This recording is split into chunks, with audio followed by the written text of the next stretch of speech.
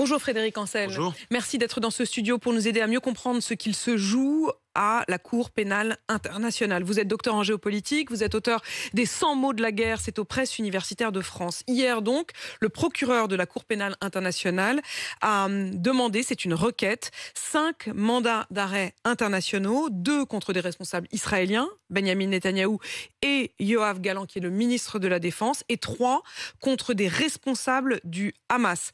Est-ce que c'est une manière de mettre dos à dos Hamas et Israël ? Clairement oui.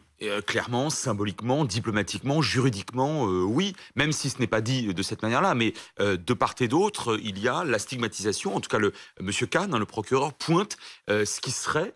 alors il le met au conditionnel, il dit qu'il a toutes les raisons de penser que, comme crédible, c'est des faits qui auraient été perpétrés, et il les nomme très concrètement, et il nomme notamment les viols constitutifs de crimes de génocide, il faut le rappeler, de la part du Hamas, et le fait d'affamer une population du côté israélien. C'est les 2 points en particulier sur lesquels il s'appuie pour demander ce mandat d'arrêt ? En tout cas, c'est 2 points qui sont relativement, alors sinon rares, en tout cas originaux, lorsqu'il y a ce type de requête à la CPI ces dernières décennies. Ça n'est qu'une requête, c'est-à-dire que la prochaine étape, c'est les juges de la Cour pénale internationale qui devront décider s'ils donnent suite ou non. Ça va donner lieu à des échanges. Est-ce qu'on sait quand aura lieu cette étape-là ? Ça peut prendre quelques jours, ça peut prendre quelques semaines, certainement pas quelques années.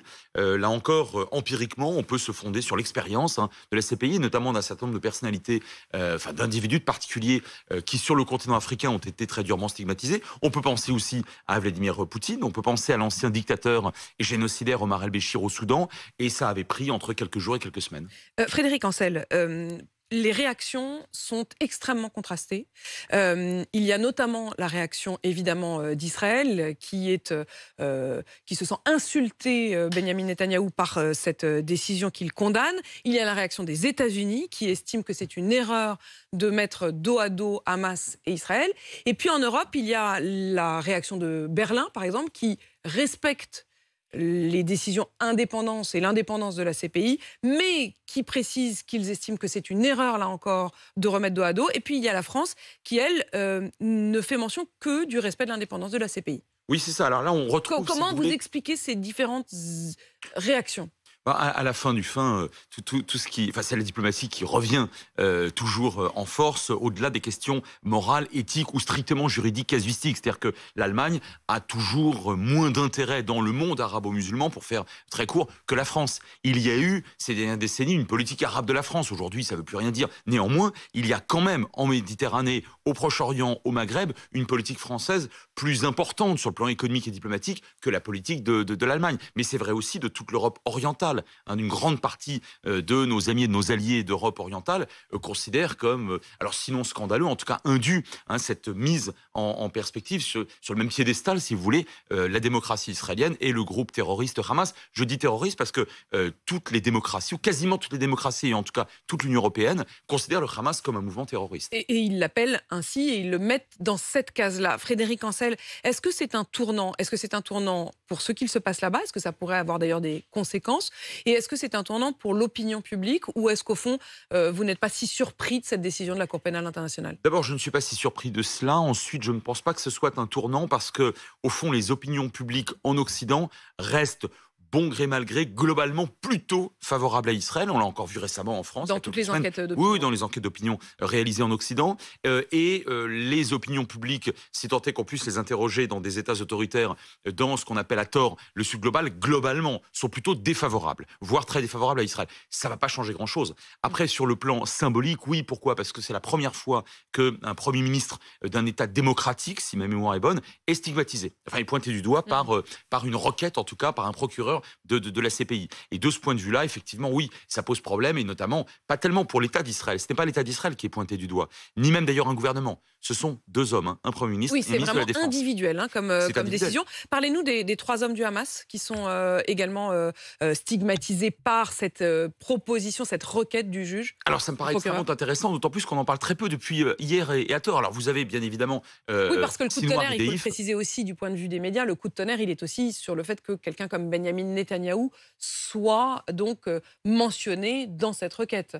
C'est ça. Et alors, ce qui pose problème du côté du Hamas, qui a rejeté cette requête, ce qui est très intéressant, le Hamas est fou furieux. Pourquoi? Parce que dans les guerres qu'on appelle asymétriques, le plus faible militairement, on va dire que depuis en tout cas le 8 octobre, c'est le Hamas, en principe, politiquement, il l'emporte. Là, il l'emporte absolument pas. Et ce qui me paraît encore plus intéressant, c'est que les deux chefs militaires du Hamas, donc ceux qui sont directement responsables de l'effroyable pogrom du 7 octobre dernier, sont pointés du doigt. Ce qui est logique. Mais le chef de la branche politique, le mais aussi troisième homme, le troisième, de cette Agnier. Or, Agnier, le 7 octobre, il n'est pas sur le terrain, et pour cause, il est à Doha, au Qatar. Qatar qui, entre parenthèses, est finalement quelque part éclaboussé aussi par cette stigmatisation du Hamas, parce que sa branche politique, c'est bien à Doha, au Qatar, donc dont l'engagement est comme extrêmement toxique en faveur des frères musulmans dans la région. Quand je vous écoute, vous êtes presque plus surpris par cet aspect-là, c'est-à-dire effectivement depuis hier, on entend surtout dans les médias, Benyamin Netanyahou est pointé par une requête en mandat d'arrêt international,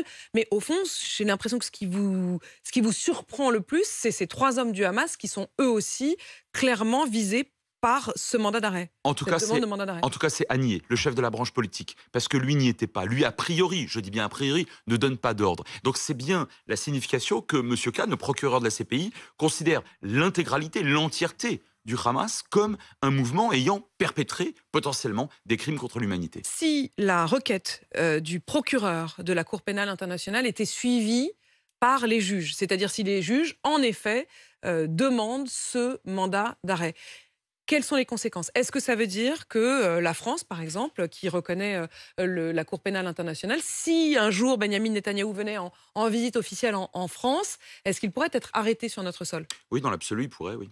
Il pourrait l'être. Dans 42 pays, il ne pourrait pas l'être parce que 42 États sur 193 qui composent l'ONU n'ont pas ratifié le statut de Rome de 98, dont les États-Unis. Dont l'Inde et la Chine, d'ailleurs, l'Arabie Saoudite, enfin d'autres États.